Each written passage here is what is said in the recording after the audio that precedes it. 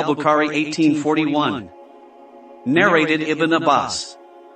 I heard the Prophet delivering a sermon at Arafat saying, if a Muhrim does not find slippers, he could wear cuffs, socks made from thick fabric or leather, but he has to cut short the cuffs below the ankles, and if he does not find an izar, a waist sheet for wrapping the lower half of the body, he could wear trousers. Sahih al-Bukhari 1842. Narrated Abdullah. Allah's Messenger was asked what sort of clothes a Muhrim should wear. He replied, he should not wear a shirt, turbans, trousers, a hooded cloak, or a dress perfumed with saffron or wars, and if slippers are not available he can wear cuffs, socks made from thick fabric or leather, but he should cut them so that they reach below the ankles. Sahih al-Bukhari 1843. Narrated Ibn Abbas. The Prophet delivered a sermon at Arafat and said, whoever does not get an izar can wear trousers, and whoever cannot get a pair of shoes can wear cuffs, socks made from thick fabric or leather. Sahih al-Bukhari 1844.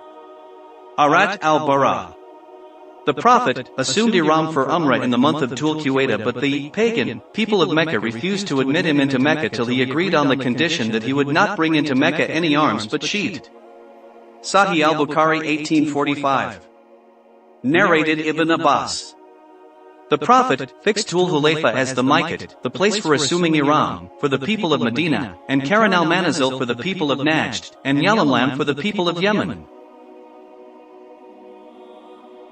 Are for those people and also for those who come through these mawaqit, from places other than the above mentioned, with the intention of performing Hajj and Umrah. And those living inside these mawaqit can assume Ihram from the place where they start. Even the people of Mecca can assume Ihram from Mecca. Sahih al-Bukhari 1846. Narrated Anas bin Malik. Allah's Messenger entered Mecca in the year of its conquest wearing an Arabian helmet on his head, and when the Prophet took it off, a person came and said, Ibn Khattal is holding the covering of the Kabiya, taking refuge in the Kabiya. The Prophet said, kill him.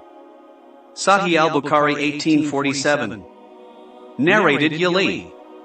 While I was with Allah's Messenger, there came to him a man wearing a cloak having a trace of yellowish perfume or a similar thing on it.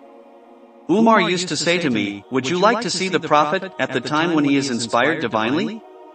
So, it happened that he was inspired then, and when the inspiration was over, the Prophet said to that man, do in your Umrah the same as you do in your Hajj. Sahih al-Bukhari 1848.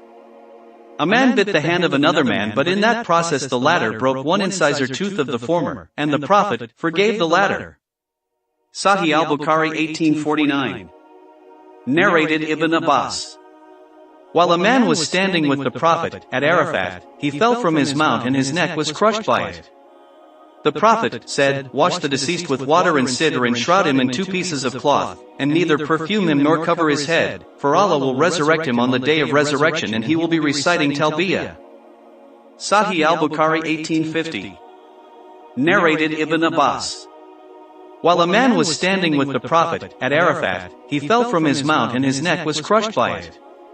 The Prophet said, wash the deceased with water and sidr and shroud him in 2 pieces of cloth, and neither perfume him nor cover his head, for Allah will resurrect him on the day of resurrection and he will be reciting Talbiya.